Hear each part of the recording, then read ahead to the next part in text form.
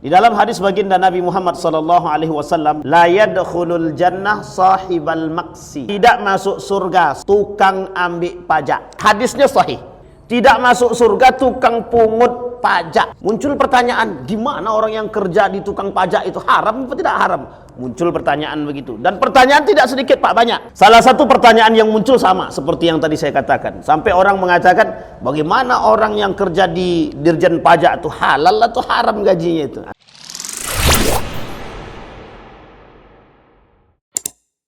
Baik Bapak Ibu sekalian yang berbahagia, di malam hari ini saya tak menyinggung tentang persoalan peradaban Islam, tapi saya ingin sedikit berbicara tentang persoalan yang hari ini sedang rame diperbincangkan, keluar di berbagai macam kanal, keluar di berbagai macam penyampaian oleh para asatid, baik yang pro ataupun kontra, tentang persoalan satu hadis daripada baginda Nabi yang hari ini dijadikan satu acuan yang sangat ketat sekali. Di dalam hadis baginda Nabi Muhammad sallallahu alaihi wasallam, nanti saya sampaikan judulnya, tapi saya bacakan dulu hadisnya. Kata Nabi, la yadkhulul jannah sahibal maksi. Pernah dengar nama ini? Hadis ini Bapak Ibu? La yadkhulul jannah sahibal maksi. Tidak akan masuk ke dalam, bukan tidak akan ya, la, tidak masuk surga, bukan tidak akan, tapi tidak masuk surga. Karena kalimatnya la di situ, bukan lam, bukan lan.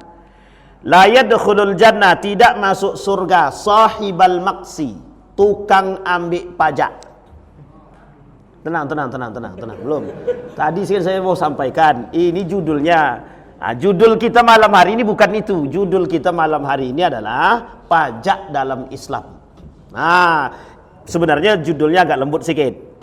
Nah, cuma kalau dibacakan hadis ini mesti orang, kata dia, la yadkhulul jannah sahibal maksi. Hadisnya sahih. Hadis itu betul derajatnya Pak, sahih. Tidak masuk surga tukang pungut pajak. Muncul pertanyaan, gimana orang yang kerja di tukang pajak itu haram atau tidak haram? Muncul pertanyaan begitu. Dan pertanyaan tidak sedikit Pak, banyak.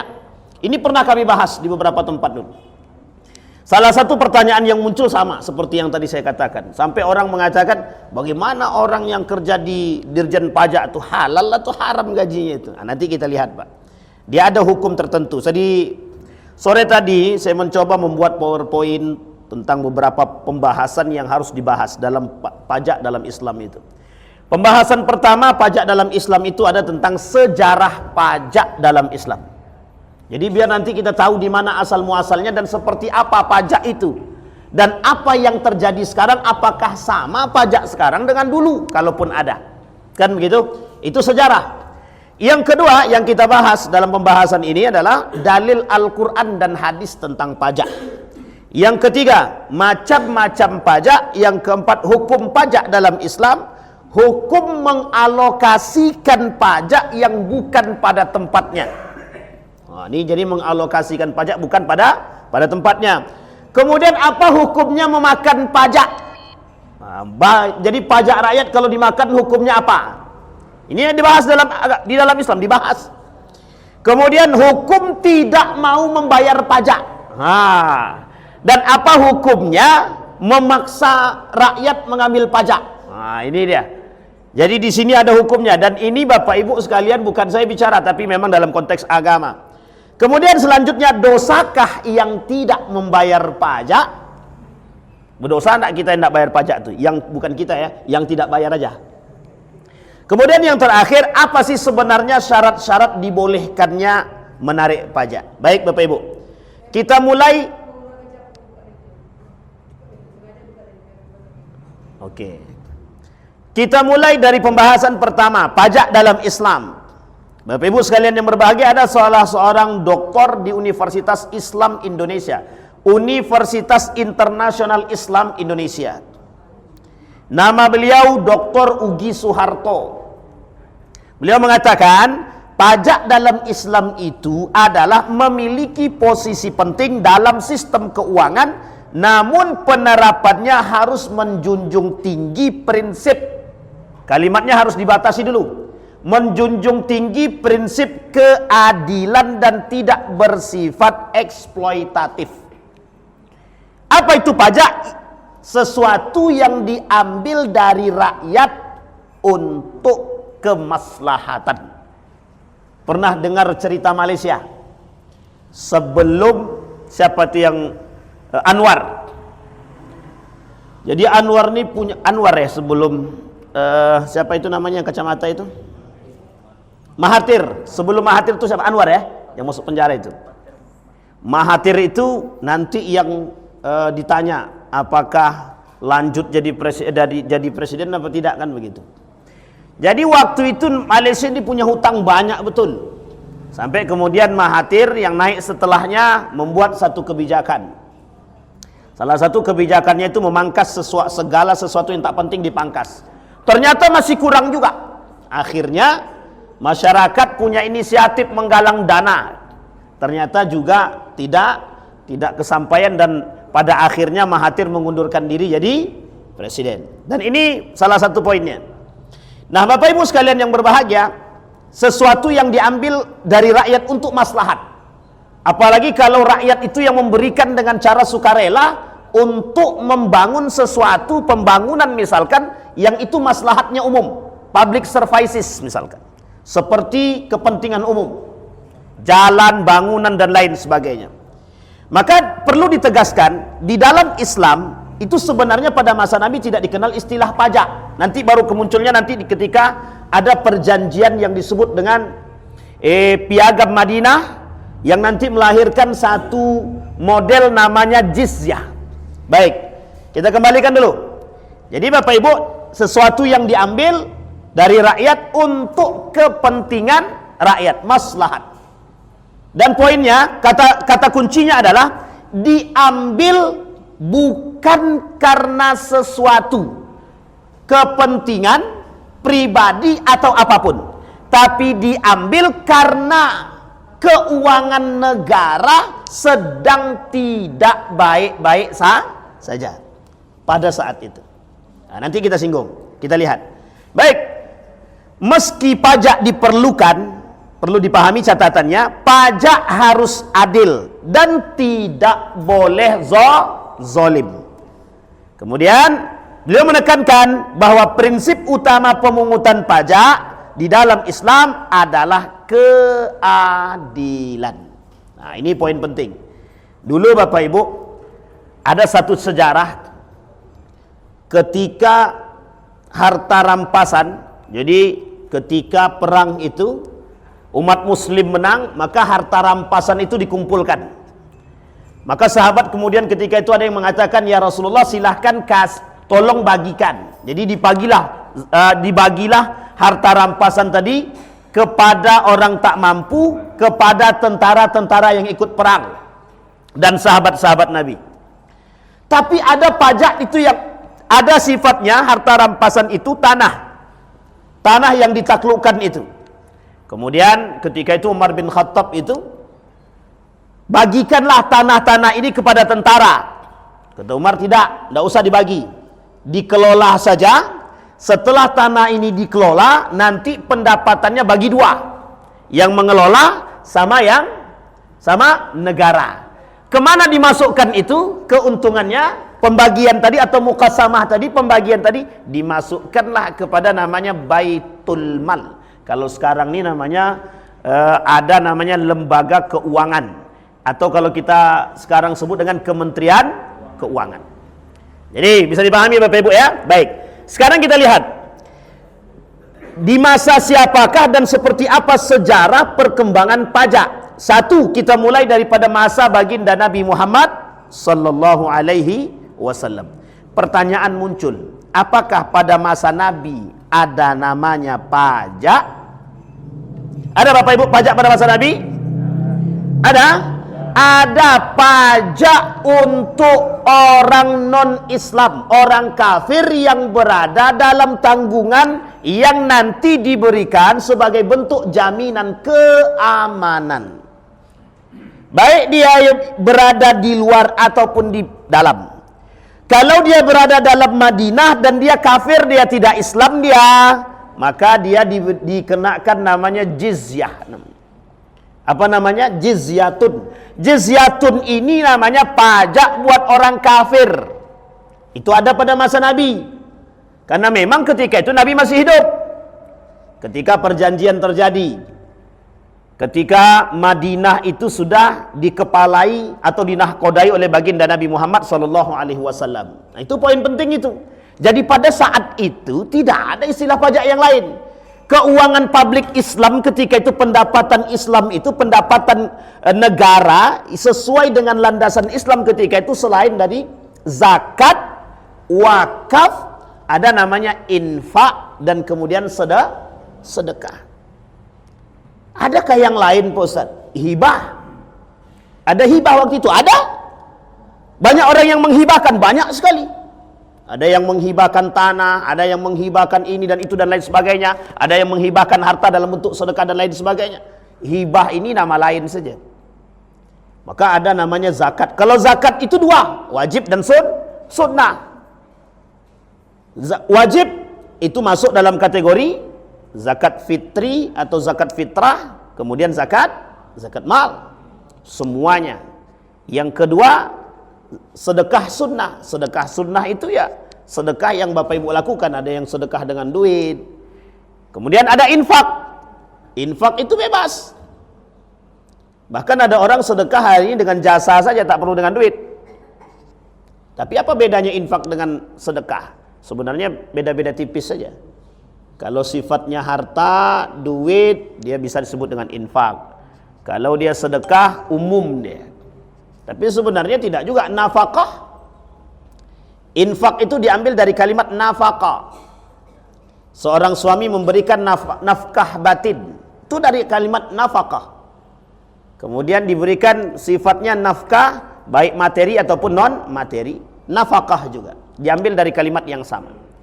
Kemudian wakaf. Wakaf nanti banyak lagi macamnya. Ada yang bergerak, ada yang tidak bergerak. Tapi dalam pandangan para ulama nanti ada namanya pembagian lagi. Ada wakaf namanya kontemporer dan tidak.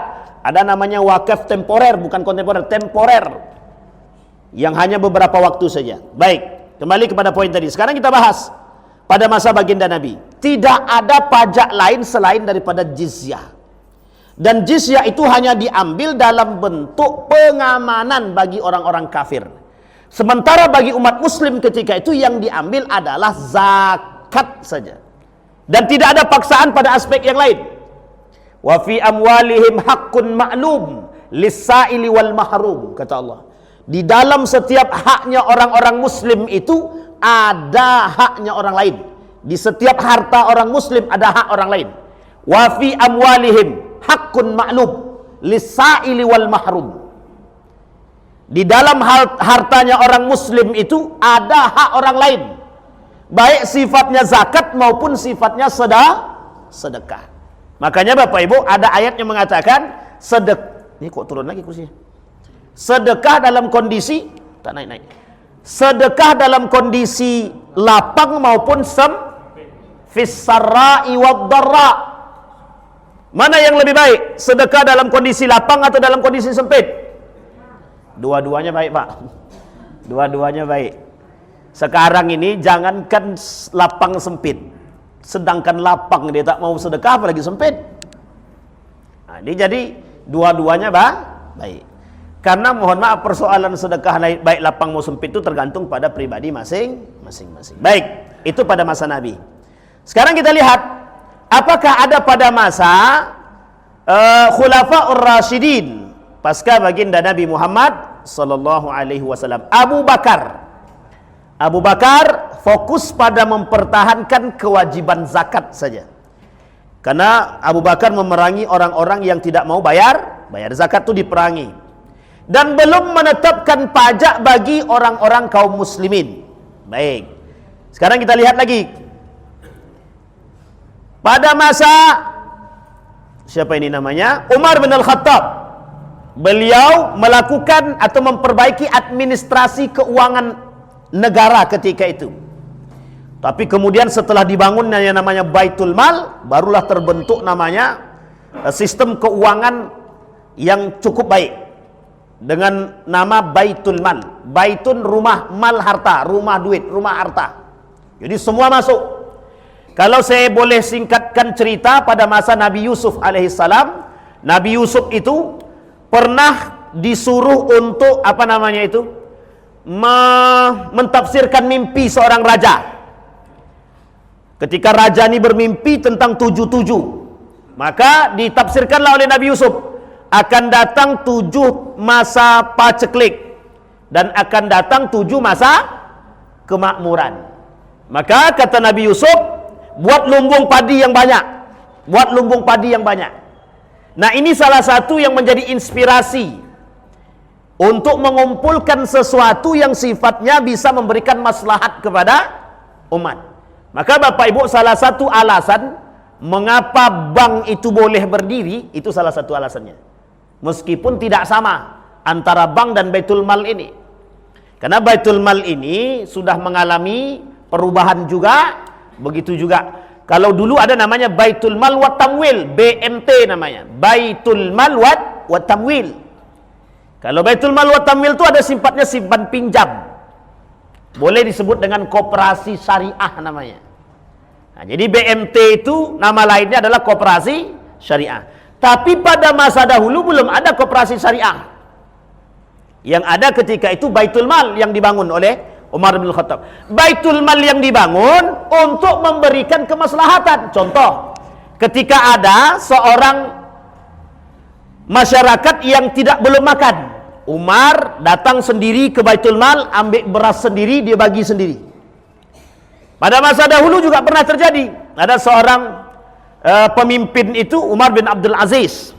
Begitu juga terjadi dengan Utsman ibn Affan. Ketika ada masyarakat yang tak mampu, diambil dari Baitul Mal.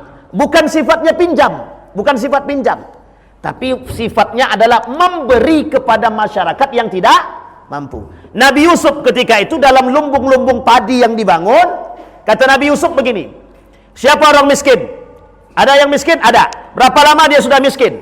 Ini 7 turunan. Mereka semuanya miskin, anak beranak miskin semua. Berapa kebutuhannya? Diambil Pak, 1 kepala itu. 1 kepala 5 kilo, berarti kalau seandainya ada 10 kepala, berarti 5 kali 10, 50 kilo. Jadi diambil begitu Pak. Oleh siapa? Oleh Nabi Yusuf. Apa tujuannya? Tujuannya kata Nabi Yusuf, biar mereka maslahatnya ada. Jadi kemakmuran itu jelas. Nah, sampai di sini bisa dipahami ya. Maka pada masa Umar bin Khattab dibangunlah namanya Baitul Mal. Ingat Bapak Ibu, Baitul Mal ini tak pernah dibuat oleh masa Nabi. Sehingga kalau kita boleh katakan ini sebenarnya bid'ah ini. Serius, karena tak dilakukan Nabi. Tapi diijtihadkan oleh Umar bin Khattab, ini bagus. Bisa dipahami Bapak Ibu ya. Jadi diijtihadkan Pak. Tujuannya satu saja. Untuk mengumpulkan harta-harta rampasan, kemudian hasil-hasil panen dari harta-harta rampasan. Ada tanah yang dikelola, hasilnya masukkan Baitul Mal. Ada zakat masuk Baitul Mal, wakaf masuk Baitul Mal, infak masuk Baitul Mal, semuanya begitu. Nah, semua korupsi. Belum. Tenang. Nanti kita bahas apakah korupsi itu masuk Baitul Mal apa tidak. Nanti kita lihat. Harta itu memang penting, namanya undang-undang perampasan aset itu. Baik. Nah, kemudian pada masa Umar bin Khattab juga menetapkan kharaj. Ini poin penting Pak. Kharaj ini nama lain daripada pajak, tapi khusus bumi dan bangunan. Kalau nama lain kita sekarang nih pajak tanah namanya. Zaman dulu namanya pajak tanah, zaman sekarang bumi bangunan, PBB. Cuma bedanya ada. Kalau dulu pajak tanahnya dikelola bersama. Kalau sekarang PBB ini untuk pribadi. Beda enggak kira-kira? Apa bedanya? Kalau dulu itu kelompok pengelola, setelah dikelola tanah tadi dapatlah pajak. Itulah pajak, namanya pajak tanah tadi. Tapi kalau sekarang namanya pajak bumi bangunan, itu dikembalikan kepada setiap orang yang punya. Oke, bisa dipahami Bapak Ibu? Tenang tuh. Ini masalah pajak ini memang agak sensitif nih. Kemudian mengatur jizyah secara sistematis. Jadi kenapa orang Nasrani, orang Yahudi, orang kafir yang tidak memerangi Islam itu merasa nyaman dalam kepemimpinan Islam karena mereka merasa terjaga. Bahkan Nabi, bahkan Umar, bahkan Abu Bakar mementingkan kepentingan mereka. Nah, ini poin penting buat kita semua, Pak. Masalah kemanusiaan tidak ada kaitannya, Pak, kecuali zakat, ya. Selain dari zakat boleh dibagikan untuk siapapun termasuk kafir. Semua boleh. Apalagi yang sifatnya pajak untuk kemaslahatan. Ada orang kafir dia dalam naungan kafir zimmi, tak makan dia, wajib dibagi, wajib dikasih, karena dia masuk dalam tangguh dan mereka bayar pajak, namanya jizyah namanya tadi. Mengembangkan administrasi usur. Nah, sekarang apa itu usur? Usur itu namanya bea cukai. Tahu Bapak Ibu bea cukai? Bea cukai. Tapi bea cukai ini pada masa dahulu setiap para pedagang yang dari luar yang mau masuk. Jadi orang luar mau masuk dikasihlah pajak. Nah, namanya usur namanya. Apa namanya? Usur. Baik. Dinasti Umayyah, pendapatan negara semakin besar karena wilayah Islam semakin luas, administrasi pajaknya jauh lebih luas dan harus diatur. Apa saja? Kharaj, pajak tanah, jizyah, kafir, usur, pendapatan Baitul Mal, baik dari wakaf, infak, sedekah dan lain sebagainya. Kemudian pada masa Umar bin Abdul Aziz, semua keuangan diperbaiki, dijadikan satu. Jadi makanya Bapak Ibu, kenapa kalau kita kasih logika, kok bisa Umar bin Abdul Aziz sampai semenanjung itu tidak ada yang miskin? Ternyata bisa sangat diterima oleh akal. Kenapa kok bisa diterima oleh akal? Bagaimana caranya? Pengelolaannya disatukanlah oleh Umar bin Abdul Aziz. Setelah disatukan, pos-posnya ditentukan oleh Umar bin Abdul Aziz. Setelah ditentukan pos-posnya, ditaruhlah orang-orang yang punya potensi ketakutan kepada Allahnya tinggi. Ingat kalimat itu. Ketakutan kepada Allahnya tinggi. Jadi bukan sembarang letak, Pak. Ini diletak di Dirjen Pajak tuh orang-orang yang mohon maaf tukang rampas semua. Dia tak akan takut sama Tuhannya, Pak. Kerjaannya cuma itu. Tapi kalau dia takut dengan Tuhan, itu mantap tuh, Pak. Tapi tetap juga Ustaz, kan semua kembali kepada pemimpin. Baik. Di masa dinasti Abbasiyah, tadi Umayyah, dinasti Abbasiyah, administrasi perbajakan semakin maju, dibentuk lembaga khusus untuk mengelola pendapatan negara. Muncul kitab-kitab tentang kharaj. Ketika itu ada seorang ulama bernama Abu Yusuf. Nah, saya punya bukunya tebal banget segini, dan saya kira kalau ditampangkan di sini, kayaknya dipampangkan di sini, kayaknya nggak ada yang mau baca, apalagi di bahasa Arab, Pak. Namanya Kharaj, judul bukunya Itulah ilmuwan muslim pertama yang menyusun sistem pajak secara sistematis dan dipelajari oleh barat sampai hari ini. Jadi teori pajaknya Kharaj ini, itu yang punya umat muslim, namanya Abu Yusuf. Siapa namanya Bapak Ibu? Abu Yusuf. Baik. Nah, sekarang Bapak Ibu kita lihat, apakah ada persoalan pajak ini yang muncul? Baik, kita lihat dulu dalil-dalil dalam Al-Quran. Tadi sudah sampai pada masa dinasti Abbasiyah. Sekarang kita lihat dalil, Pak. Di dalam Al-Quran tidak ada pembahasan khusus tentang pajak, tidak ada. Yang ada ghanimah. Apa namanya?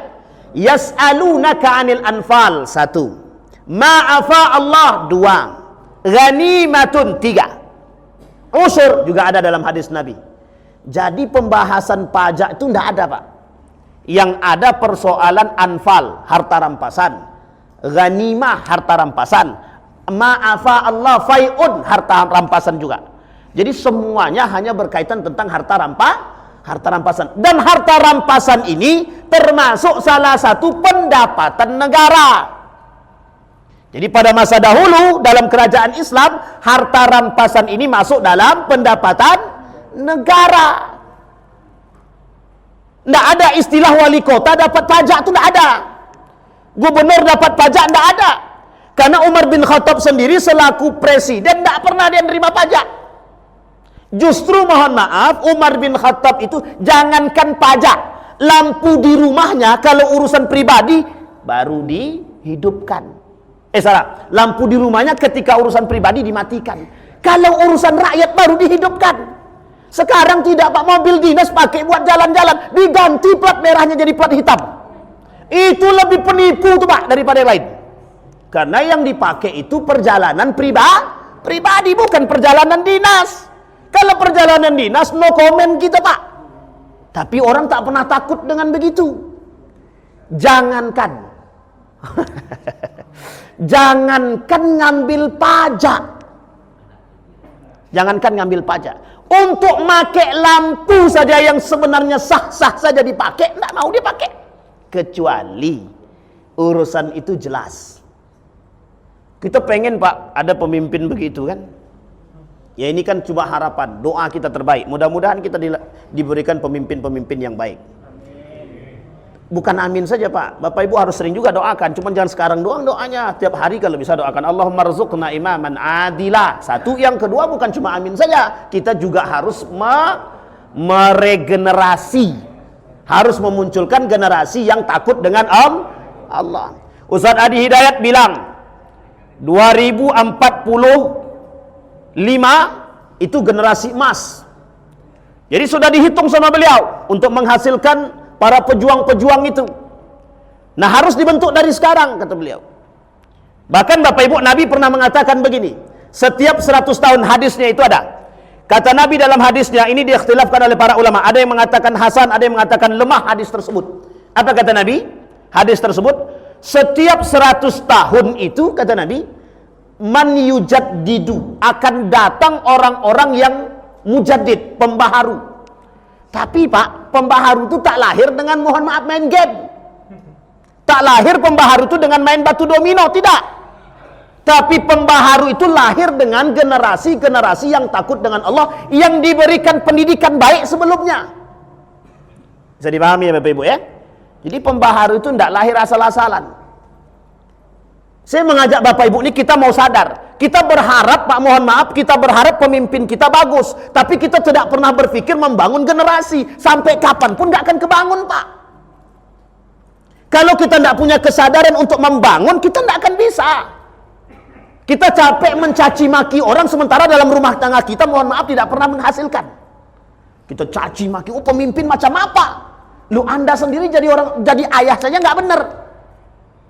Jangan coba mencaci maki orang kalau kita belum betul Pak. Hati-hati. Bisa dipahami Bapak Ibu. Jadi kita ini, tugas kita ini membangun.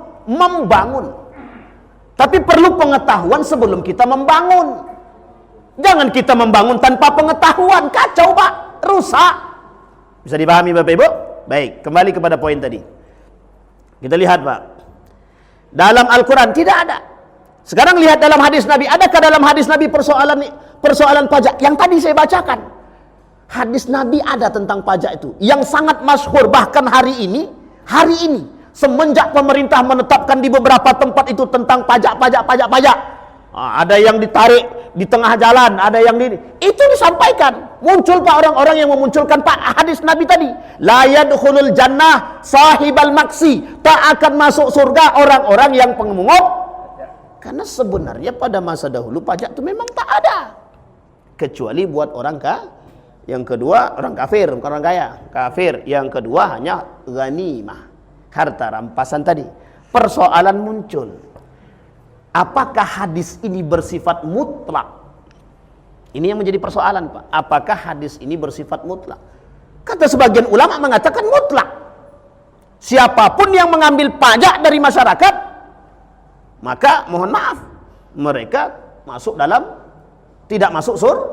Pertanyaannya muncul, pajak apa yang dimaksud? Nah itu baru kemudian pertanyaan yang benar. Pajak apa yang dimaksud? Baik, kita lihat, apakah ada pajak tanah dan bumi? Ada, pajak tanah dulu ada. Pada masa Umar bin Khattab dan Abu Bakar pun ada. Tapi itu pajak tanah Pak. Oke, baik. Yang kedua, apakah ada pajak makanan? Nggak ada pada masa dulu Pak. Kalau sekarang jangan Pak, semua makanan ada pajaknya. Semua pajak. Ada pajak onta waktu itu? Nggak ada Pak, pajak onta. Kalau sekarang ada nggak pajak itu? Ada pajak mobil, ada pajak tahunan, ada pajak 5 tahun. Ada enggak pajak 10 tahun? Itu yang saya belum tahu. Baik. Itu dalam Al-Quran ya, enggak ada. Dalam hadis Nabi tadi. Kemudian adakah persoalan lain? Ada. Persoalan distribusi. Nanti kita lihat. Distribusi ini pengalokasian. Kenapa kok pajak-pajak itu yang sudah masuk ke dalam Baitul Mal itu harus dialokasikan? Dan harus mereka itu mau tidak mau harus berinfak dan harus diserahkan. Selama ini oleh mereka dijadikan pajak itu dalilnya adalah sedekah. Beda Pak. Beda. Sedekah dengan pajak itu beda. Sedekah itu sunnah. Dan pajak itu kalau dia pajaknya najis ya wajib bagi orang kafir Pak. Makanya ketika itu tidak ada bahasan pajak untuk umat apa yang mau dibuat pajak? Nggak ada. Harta ghanimah tinggal diberikan karena dapat dari hasil lampasan. Baik. Kemudian keluarlah kaila yakuna dulatan bainal aghniya. Ini buat zakat Pak, buat sedekah sunnah Pak. Tidak ada kaitannya dengan yang lain. Baik. Wa anfiqu fi sabilillah, berinfaklah kalian di jalan Allah, boleh. Yang mau berinfak untuk kemaslahatan boleh, sah-sah saja Pak, tapi sifatnya tidak wajib. Tidak wajib. Maka nanti ada pertanyaan begini Pak, beberapa waktu yang lalu tanya ke saya begini, Ustaz, dosa enggak kalau kami tidak mau bayar pajak, kata dia. Ini jangan dijadikan dalil nanti Bapak Ibu. Anak kata Ustaz itu enggak ada masalah, kata dia. Bukan saya yang ngomong Bu, nanti kita lihatin ya. Baik. Ada enggak yang bertanya begitu? Ada. Karena ada itu maka saya buat PowerPoint-nya Pak. Inna fil mal la haqqan siwaz zakah. Dalam riwayat yang lain ada yang mengatakan begini, dalam hadis yang lain. Ada hal-hal yang boleh diambil daripada harta seseorang selain zakat. Tapi lihat Pak, ini dalil, dijadikan dalil. Bolehnya mengambil sesuatu dari rakyat, dari hartanya rakyat, tapi ada tapinya. Apa tapinya? Ada syaratnya boleh ngambil pajak itu dari rakyat. Satu, kalau Baitul Mal itu atau mohon maaf bendaharanya, keuangannya sudah sangat menipis sekali. Yang kedua, berada dalam kondisi paceklik. Tahu Bapak Ibu paceklik? Apa itu paceklik itu? Kesusahan. Lah ini masalahnya kita sudah kesusahan, zakat pun ditarik juga. Ini masalah Pak. Tapi lagi-lagi ini belum masuk ke ranah hukum. Kita masih bicara dalam aspek dalil tadi. Baik. Sekarang kita lihat lagi Bapak Ibu, ada dalil yang lain kah? Pendapat para ulama. Kata para ulama, dalil yang digunakan itu adalah ketika satu negara ini sudah menjadi satu sistem, maka ada pemimpin. Nah, setiap pemimpin yang membuat kebijakan wajib ito'ah, wajib patuh. Kullukum ra'in wa kullukum mas'ulun an ra'iyatihi. Ati'ullaha wa ati'ur rasul wa ulil amri minkum. Ini dalil Pak yang digunakan oleh sebagian kalangan. Pandangan Abu Yusuf dalam kitab Kharaj menjelaskan. Kata Abu Yusuf dalam kitab Kharaj itu menjelaskan, tata kelola pemasukan negara harus dalam kondisi yang adil. Itu pernyataan Abu Yusuf. Karena Abu Yusuf ketika itu berada pada posisi, berada di dinasti Abbasiyah yang memberikan sistem pajak dengan baik, terkhusus ketika itu adalah kharaj. Kharaj itu adalah pajak tanah, bukan pajak yang lain. Tidak ada pajak motor, tidak ada pajak onta, tidak ada pajak kuda, keledai, tidak ada ketika itu. Dan tidak ada makanan yang dipajak. Dulu Bapak Ibu, saya pernah ngisi kajian di Yogyakarta. Ada pajak kajian namanya. Jadi kajian itu dipajak juga Pak. Waktu itu. Tapi setelah itu tak tahu lagi apakah dipajak apa tidak, saya tak tahu. Saya pun kaget saja, hanya kaget saja. Tapi dan itu tidak ada masalah. Baik, macam-macam pajak sudah. Sekarang kita masuk Pak dalam proses hukum. Dalam persoalan hukum. Baik. Hukum pertama, bagaimana hukum pajak dalam Islam? Nah, ini dia Pak, poin pentingnya Pak, yang menjadi persoalan kita hari ini. Apa hukum pajak dalam Islam? Satu, kalau pajak itu diartikan kharaj, boleh. Kalau pajak itu diartikan jizyah, pajak untuk orang kafir, boleh. Sekarang pajak itu diartikan doribah. Doribah artinya pajak juga. Diambil dari umat muslim untuk kemaslahatan umat muslim itu sendiri. Maka jawaban para ulama ikhtilaf ada 3. 1 kata para ulama, boleh mubah saja. Pajak itu diambil dari masyarakat. Dengan catatan, 1, untuk membangun maslahat. Yang kedua, dialokasikan secara adil. Yang ketiga, diambil dengan cara yang baik. Yang keempat, harus sesuai dengan syariat Islam. Sampai di sini bisa dipahami? Kebalikan daripada 4 poin ini berarti tidak boleh. Kebalikan dari 4 ini berarti tidak boleh. Tapi kita masukkan dulu itu. Pendapat yang kedua yang mengatakan tidak boleh ngambil pajak dari masyarakat. Ada alasannya, ada. Apa alasannya tidak boleh mengambil pajak daripada masyarakat? Karena sudah ada yang namanya zakat, infak, sedekah, wakaf. Dan tidak ada perintah untuk mengambil pajak. Nah, ini poin penting Bapak Ibu untuk kita pahami, bahwa ketika itu pemahamannya begitu. Nah, baik, sekarang kita lihat Bapak Ibu. Dan yang ketiga sampai ada yang mengatakan pajak haram. Nah, ini ingat ya, saya bukan mengatakan pajak itu haram, tapi ada pendapat yang mengatakan pajak haram. Maksudnya pajak itu yang haram. Baik, kita lihat pendapat mayoritas ulama. Kita ambil dulu yang haram. Kita lihat pajak yang haram. Islam melarang pajak atau pungutan yang dipungut secara zalim. Yang kedua, memberatkan tanpa alasan yang benar. Yang ketiga, digunakan untuk kemaksiatan atau korupsi. Itu pertanyaan Ustaz Bapak kita tadi. Kemudian diambil tanpa hak. Adakah Nabi berkata dalam hadisnya? Ada. Itulah hadis yang tadi kita bacakan. Hadis ini diriwayatkan oleh Abu Daud dan Imam Ahmad. Yang dimaksud dengan sahibal maksi tadi adalah hadis ini mengatakan pungutan yang diambil dengan cara yang zalim. Baik. Itulah pajak yang haram. Pajak tidak boleh sebagai kewajiban tetap. Kata para ulama, pajak tidak boleh sebagai kewajiban tetap. Nah, kalau sekarang kan semua dibajakin tuh Pak. Jadi tidak pajak. Bapak beli baju sudah ada pajaknya.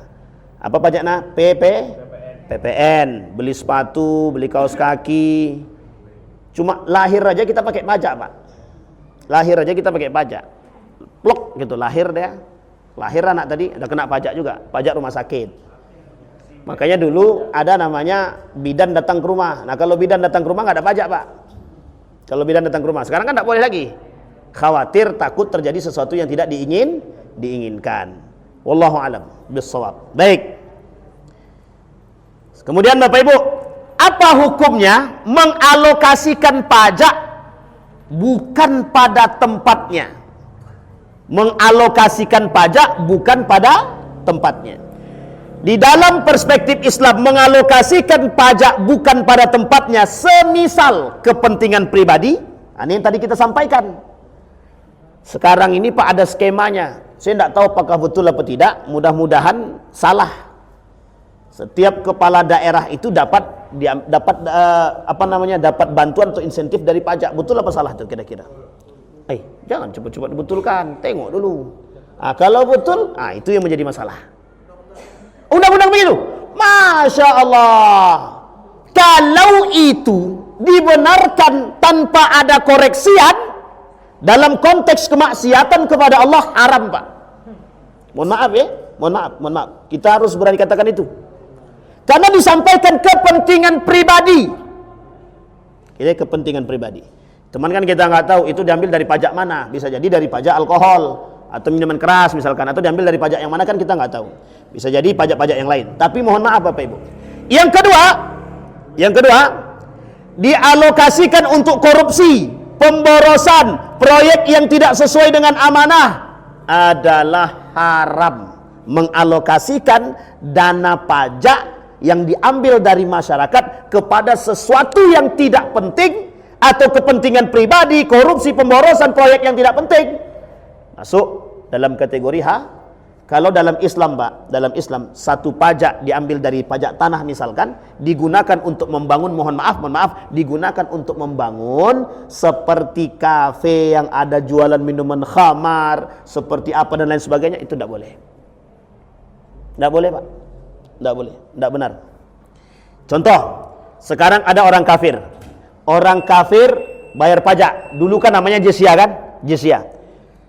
Ketika Nabi ngambil jizyah tadi, kira-kira pajaknya orang kafir ini dialokasikan kemana oleh Nabi?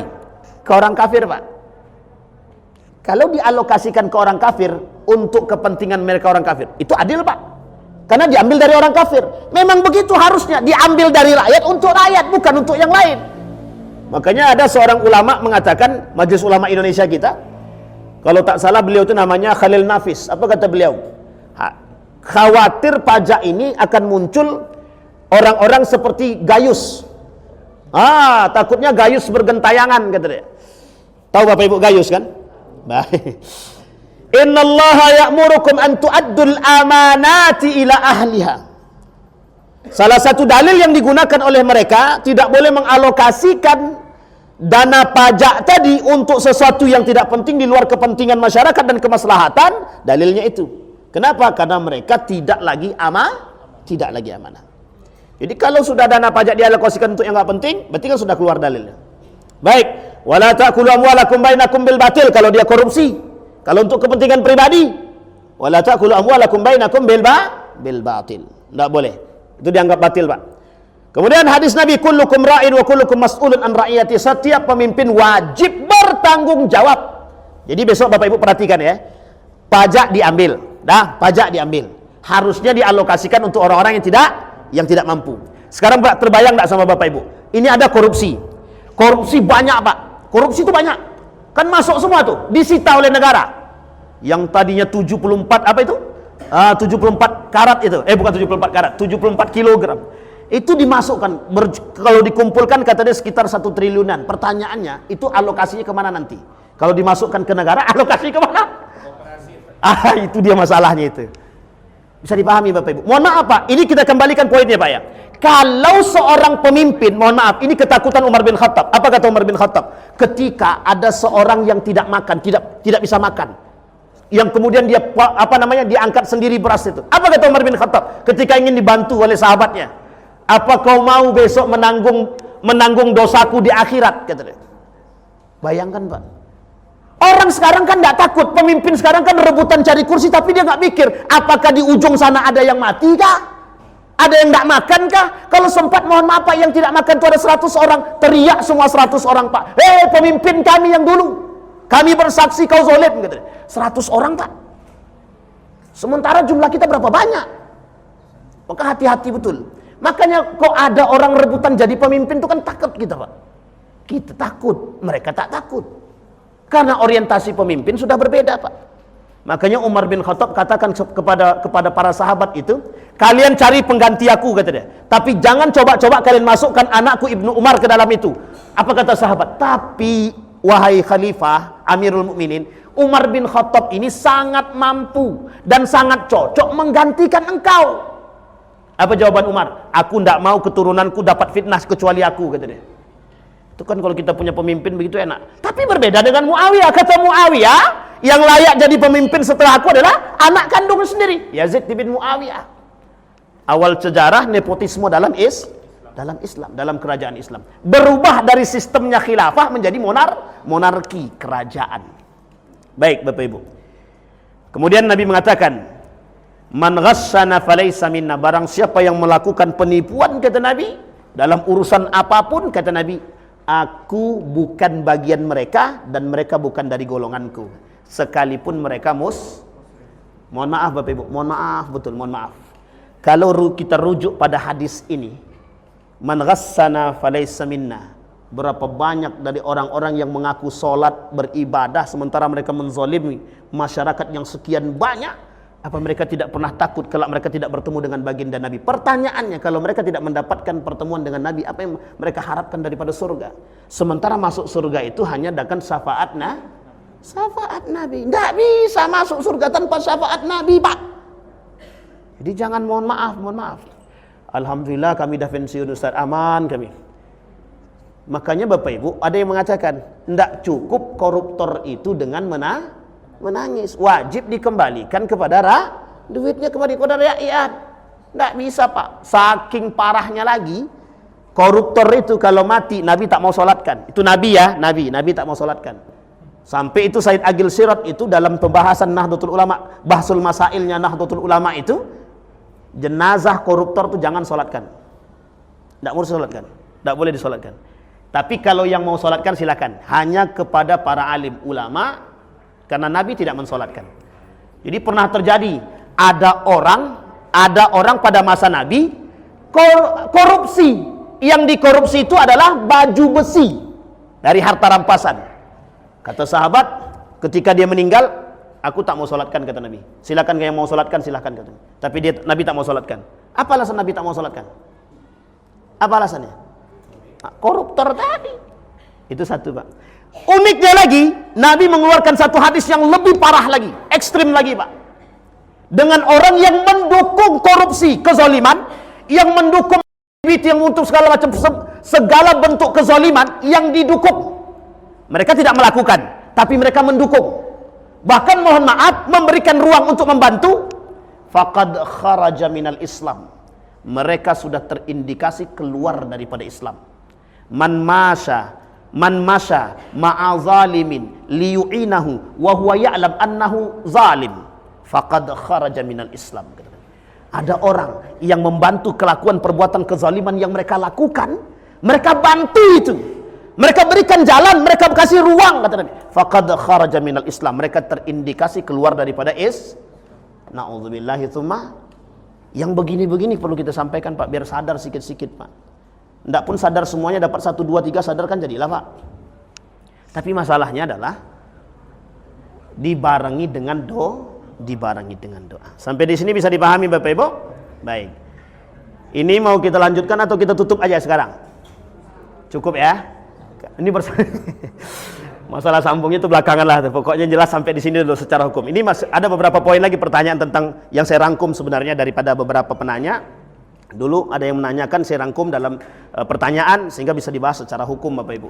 Baik Bapak Ibu sekalian yang berbahagia, kesimpulan sederhana sementara ini adalah secara hukum pajak dalam Islam itu ada 3 yang tadi saya sampaikan. Bisa jadi dia mubah, boleh, dengan catatan yang jelas tidak melakukan kezoliman dan lain sebagainya. Yang tadi saya sampaikan. Yang kedua, bisa jadi tidak boleh menjadi kewajiban tetap secara hukum. Yang ketiga, Bapak Ibu, ada namanya pajak yang haram. Nah, pajak yang haram itu yang tadi kita sampaikan, diambil dengan cara yang zalim, dialokasikan ke tempat yang zalim, kemudian mohon maaf dipaksa, kemudian diwajibkan atas masyarakat baik mampu ataupun tidak mampu. Itu tidak bisa, Pak. Jadi kalau orang tidak mampu, Pak, mohon maaf, pajak waktu itu diambil untuk maslahat dan sesuaikan dengan kemampuan masyarakat. Ini kalau masyarakatnya sudah tak mampu, tapi mohon maaf, Pak, ada pula masyarakat yang pura-pura tidak mampu. Itu lebih parah pula lagi penipunya kalau begitu.